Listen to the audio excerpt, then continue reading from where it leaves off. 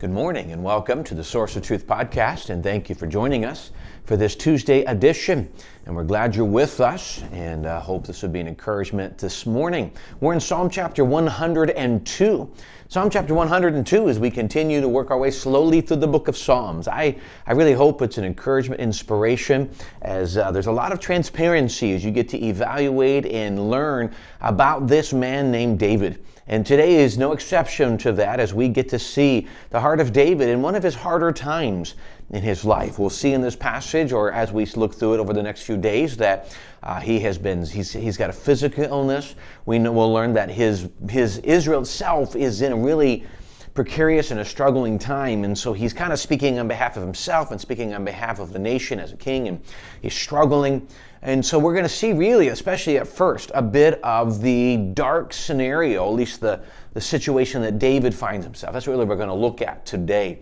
Now I want us to, just before we get to the couple verses at the beginning, one of the things that I've always loved about reading the book of Psalms, and honestly it's a bit extreme, David often can in these situations start passages and you hear a lot about how much he's struggling, a lot about the battles, the emotional struggles he's going through. Some could even say it sounds like he's depressed. And you can see these things and you can, he's overwhelmed, and he talks about it. But often towards the end of the passage, what you'll see is this shift. Yes, this is the situation I'm in, but here's what I'm going to do. Here is my trust in you. So he's not blaming God in these situations. He's not saying, God, how dare you? What he's saying is, God, due to the circumstance that you've allowed to come in, this is where I'm at emotionally and spiritually and physically. But I know. And so what I want us to see in the first section, before we go anywhere, in Psalm 102, in verse 12, he says, But thou, O Lord, shalt endure forever, and thy remembrance unto all generations. And so he has this break in this chapter where we begin to talk about all that God's going to do and how he can trust and he can move forward because of God. So please remember that. It's kind of for the next few days as we look at these few verses. That's what I want us to see, is no matter what we look at what David's doing, it's easy for us to empathize with him and to resemble, to look at him and say, I feel like that. But please remember that while David was very honest with himself and with God where he was, that wasn't the end game. And the end game was, I'm just being very honest with you, God, but that doesn't change my view of you. That doesn't change my trust in you. And boy, that is the strength we hold on to. We can be honest about our circumstance as long as we understand that God overcomes our circumstances. Psalm 102. David says this, Hear my prayer, O Lord, and let my cry come unto thee. Hide not thy face from me in the day when I am in trouble. Incline thine ear unto me in the day when I when I am in trouble, incline thine ear unto me. In the day when I call, answer me speedily. For my days are consumed like smoke, and my bones are burned as a hearth. My heart is smitten and withered like grass, so that I forget to eat my bread. By reason of the voice of my groanings, my bones cleave to my skin. Talks about his illness. Verse 6, I am like a pelican in the wilderness. I am like an owl of the desert. So we'll get into some of that a little later, but let's just take the first couple verses for the next couple of minutes and evaluate, shall we say, the condition, the situation that David finds himself in. So he screams out, Hear my prayer, O Lord. He starts with literally, he gets on his knees and, theologically, he knows, God, I'm going to pray you're going to hear me. He understands the omnipotence and omniscience and omnipresence of God and all of that, so he's going to hear. So when he says up front, Hear my prayer, O Lord, he's not asking God to do something that he doesn't believe God's going to do. God can and will hear. What he's doing in this situation is he's just pleading, God, please understand where I'm at. Please hear me. It's just a plead. He is kind of verbally explaining. He knows the theology, but he's verbally explaining how much weight he is under. And he's just begging God, Lord, please understand where I am at. And I think it's a simple thing. We all know the theory and the theology that God loves us and he hears us and he knows our battles and he knows what we're going through and he's with us in that valley of the shadow of death. But there are times when we are just so overwhelmed, we get on our knees and say, God, I really need you to understand how heavy this is. I just need to be able to share with you my hurt, my heaviness, the weight. I can't do this, Lord, without you. So there's just plea for God to, for us to say, Lord, I know theologically, but I'm looking a little more practically, and I'm begging you to move in this. And so he finishes this section. He says, hear my prayer, O Lord, and let my cry come unto thee. Lord, allow what is going on in my heart to be heard.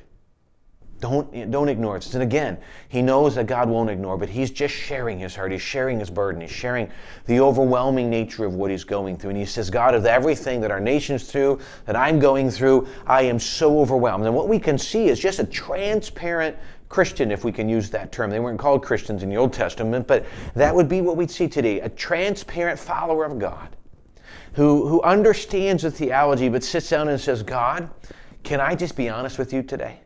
Lord God, can I just share what's really going on? We mentioned this Sunday. We should, because God really already knows what's going on. And if we're holding back what we're really feeling like, the only person that's not really dealing or being honest is us. Because God already knows what's going on. He wants to deal with it. And we know that being honest with God is the step to finding the help and the healing we need. And going to him and just being able to be honest with God and say, yes, you've allowed this into my life, but Lord, it really hurts. It's really hard.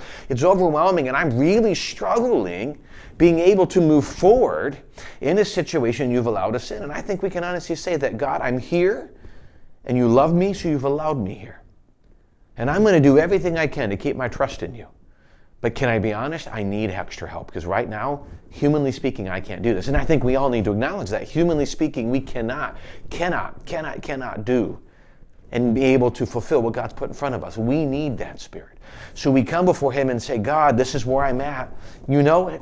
And I need you to help me. I need you to give me that level of strength to be able to deal with what you brought my way. In verse 2, he continues in that same idea. Hide not thy face from me in the day when I am in trouble. Incline thine ear unto me. In the day when I call, answer me speedily. So he's really pleading. What he's saying, and God's always there, but he's saying, Lord, there are times when maybe there's this pause, or times when you're just choosing not to answer right away, and I am pleading with you to not do that.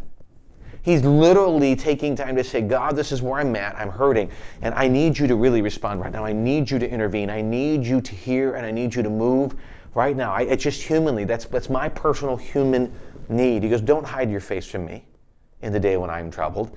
Don't be silent.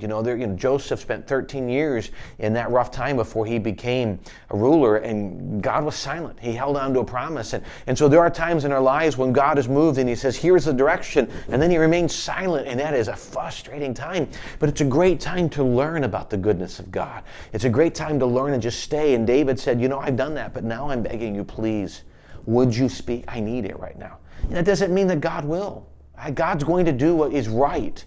But he's being honest with where God's at. He says, Lord, listen closely to the things that I say. And when I'm really in struggle, please answer me speedily. He gives a reason why in verse 4. My days are consumed like smoke, and my bones are burned as a hearth. And so he begins to talk, and we'll get to that next time. He begins to talk about the overwhelming nature. And he just talks. And please understand, he's not telling God something God doesn't know. But he's sharing his burden with God. And that's what we see in this passage is we begin to see the heart of what God calls a man after God's own heart.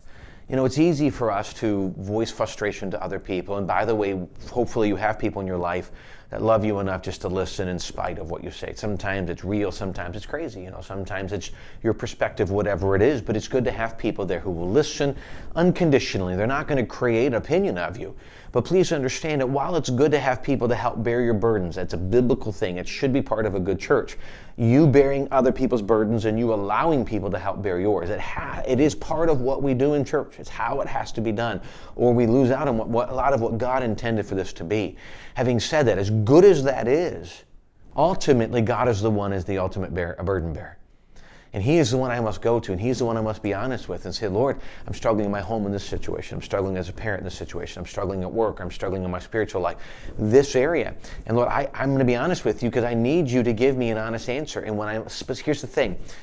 As one man said, Tom Farrell said this once, and it's such a powerful thing. It's simple, but it's so needed in our spiritual journey. He says, specific prayer requests get specific answers. And here's why. when I ask specifically to God, then I can recognize his answer because I was very clear, Lord, I need this, or I hope you help me to do this, or answer this.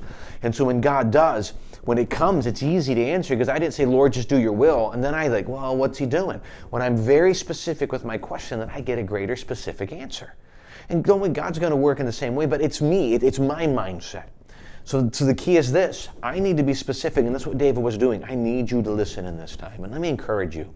I don't know what you're going through, but sometimes getting on your face before God and just saying, Lord, I don't understand, or Lord, I'm hurting, or this is happening. He already knows. You're not coming down claiming weakness in your Christian life because of something. He already knows. As a matter of fact, proclaiming weakness is pretty much the only way to find strength. Because until I'm willing to proclaim my weakness, I'm not willing to accept strength. We live in such an arrogant day.